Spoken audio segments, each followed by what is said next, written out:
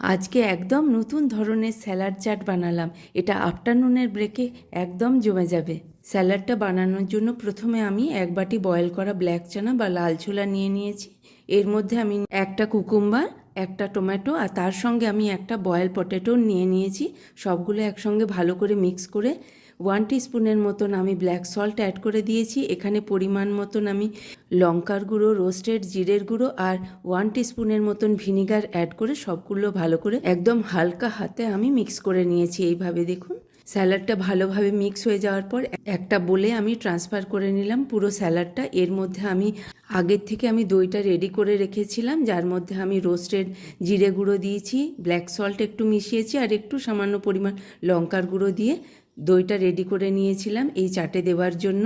আর ওর মধ্যে আমি গার্নিশ করার জন্য ধনে পাতা একটু দিয়ে দিলাম। দেখুন, রেডি হয়ে গেল আফটারনুন ব্রেকে খাওয়ার মতন